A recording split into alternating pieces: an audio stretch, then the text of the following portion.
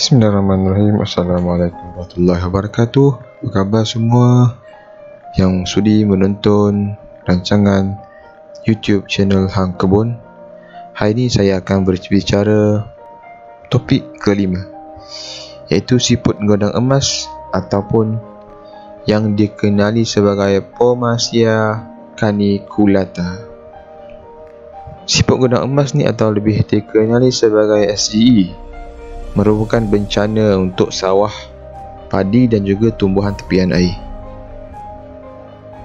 Jadi mari kita lihat sedikit paparan khas daripada saya untuk anda semua. Okey, ini adalah pokok Hangguana malayana, sejenis pokok yang berada di tepi air. Ia baru ditanam 2 minggu yang lepas. Jadi sebentar tadi kita lihat tumpukan pink. Itu adalah telur siput gondang. Telurnya berada di mana-mana, di mana yang dia suka. Apabila dia hendak bertelur, siput ini akan naik ke atas permukaan darat. Contoh paling dekat ialah pokok yang ada berhampiran dengannya, lalu dia akan bertelur di situ. Jadi kita lihat kat sini ada kedapatan seekor siput gondang di dalam air. Untuk ada percikan ikan kan, dekat bawah tu ada siput gondang. Dia bergerak di dalam air secara perlahan. Keadaan air agak kabur, jadi kamera tidak dapat lihat dengan jelas di dalam air. Okey, kita boleh cuba next time. Jadi yang ini adalah kain actually tepi tasik. Tujuannya adalah untuk menghalang pokok kabung ini supaya pokok bakung ini supaya tidak merebak merata tempat. Jadi jika lihat ke sini, pokok bakung ini memang sesuai untuk ditanam di tepi sungai atau tepi tasik. Sebab kedudukan dia yang cantik dan daun yang kemas. Okey, kita lihat di sini pula keadaan siput di dalam air yang jernih. Gambar ni diambil di Taman SUK Lembah Shah Alam. Jadi kita lihat kat sini ada banyak siput yang telah mati di dalam air. Waktu penggambaran ini lebih kurang petang, dalam pukul 6 petang. Kita dapat yang jelas siput-siput bertempiaran di dalam air. So di sini jika lihat juga dapat melihat kelibat siput gondang di dalam air. Bentuk ini cengkerang dia berbentuk spiral. Saiznya sebesar 1,5 inci dan saya cuba memegangnya.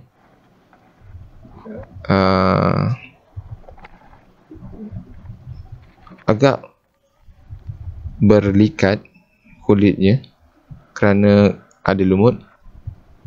Itu di bahagian bawah dan tu bahagian atas. Bahagian bawah ada satu selaput di mana dia melindungkan diri. Baik untuk bahagian bawah. Bahagian atasnya adalah cengkerang.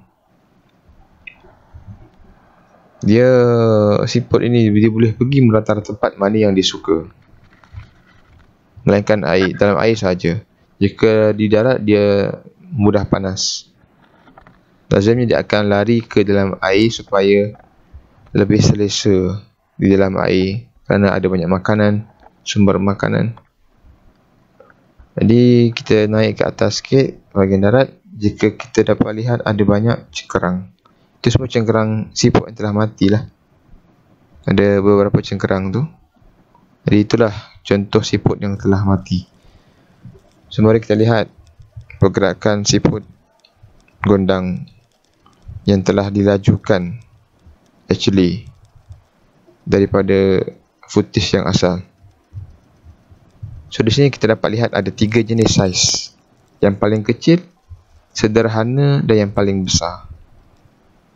Jadi masing-masing cuba bergerak lah. Kamera dipasang berhampiran supaya kita dapat lihat pergerakan secara perlahan siput gondang ni. Nampak itu yang besar pun bergerak, yang sederhana pun yang bergerak, yang kecil mungkin diulit mimpi lah. So permukaan cengkerang jika kita dapat lihat agak licin kerana ada lumut melekat padanya.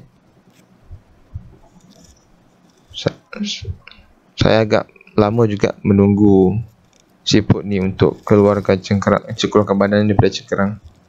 So kedapatan di situ ada mata kan, dan sesungut dia yang panjang tu. Dia macam jelly pun ada. Ya. Dia cuba meloloskan diri daripada cengkerang. Mungkin dia tahu kamera ada berhampiran. Itu bayi yang ada di sana.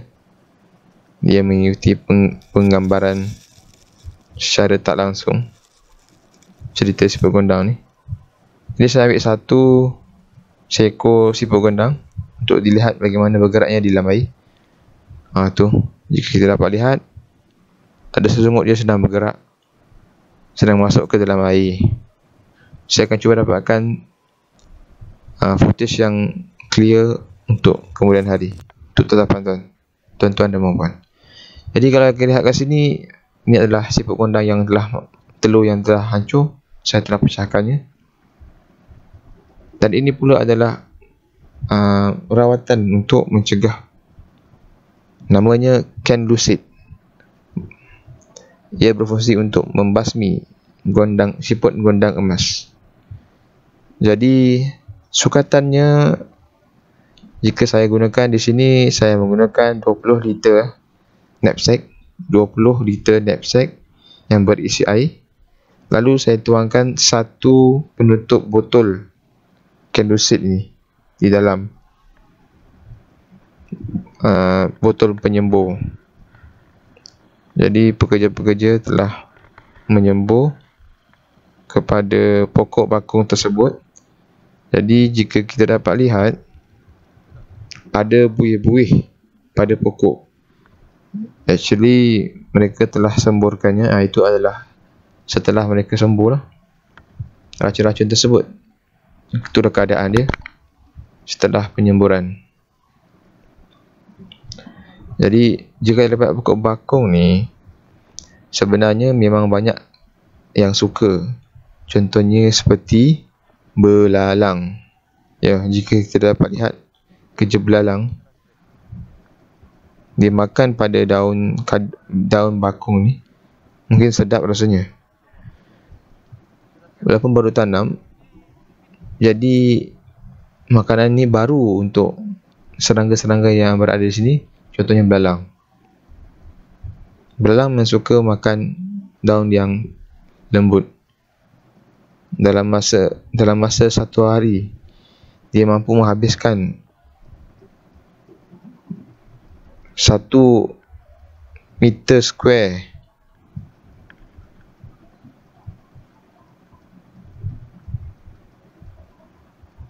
daun-daun yang sedap. Itu dia. Jadi saya akan kongsikan satu video mengenai bagaimana salah satu ulat yang makan daun kerinum. Mari kita lihat. So ini adalah ulat yang makan daun kerinum. Tengok bagaimana cara dia. So inilah salah satu contoh yang saya sempat dapat, serangga yang makan daun pokok. Daun pokok kerinum ni seakan-akan pokok bakung. That's why saya mengambil contoh pokok kerinum sebagai sampel. Tengok macam mana dia makan, sangat teliti dan sangat laju. Ulat kepala merah.